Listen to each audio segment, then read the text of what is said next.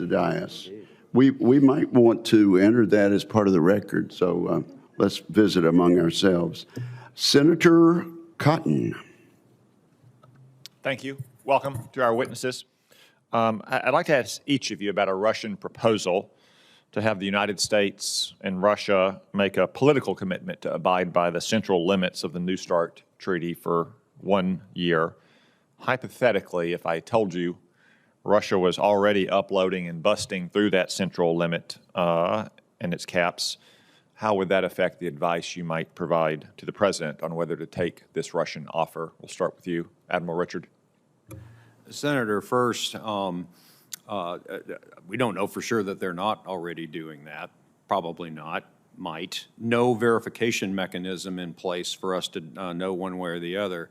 I think fundamentally, agreeing to an additional year constrains us relative to China and the actions that we need to be taking in the very near term to address that threat while providing us little benefit with Russia. All right, Admiral, or Ambassador, sorry. I'd love to be an admiral, Senator. Thank you for your question. I really do believe that the Russians have the ability to upload very rapidly. We spoke about this, concluded in the Strategic Posture Commission report. My whole view of keeping the U.S. and Russia under New START limits for the coming year is to prevent them from sprinting away from us in an upload campaign. So I do think we have to watch carefully, use our national technical means to determine if we can, if they are uploading, but that's been my view, that we need to prevent their rapid upload now.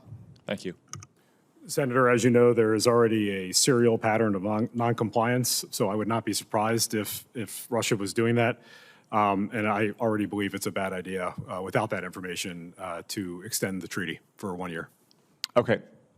Mr. Morrison, let's stick with you. President Trump announced, rightly in my opinion, late last year that the United States would resume nuclear testing activity on par with Russia and China.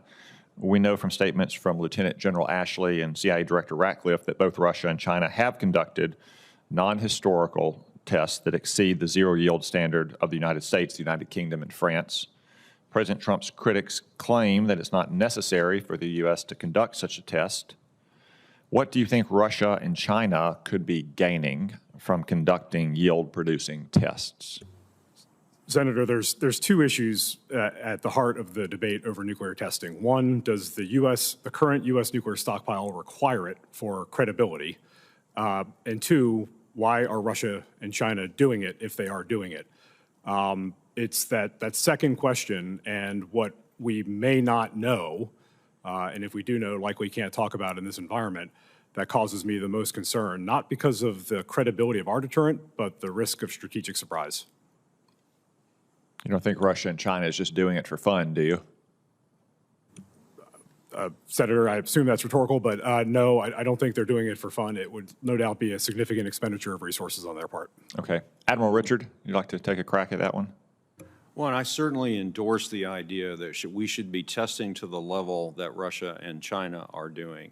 And I also go back to my recommendations back when I was on active duty several years ago, that we need to improve our overall test readiness should conditions change, either technical or political, that warrants us considering that. Okay.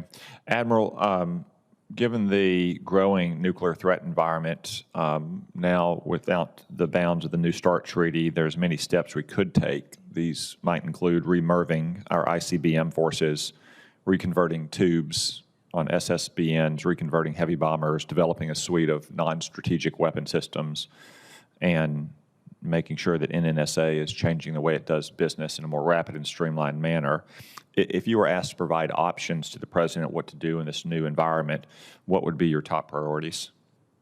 Senator, I'd go right down the list that you just offered, but it would start with, I would put the highest priority actually on removing the 4 missile tube covers on our Trident submarines and returning them to 24 tubes, vice 20, uploading intercontinental ballistic missiles, remerving up to the appropriate point.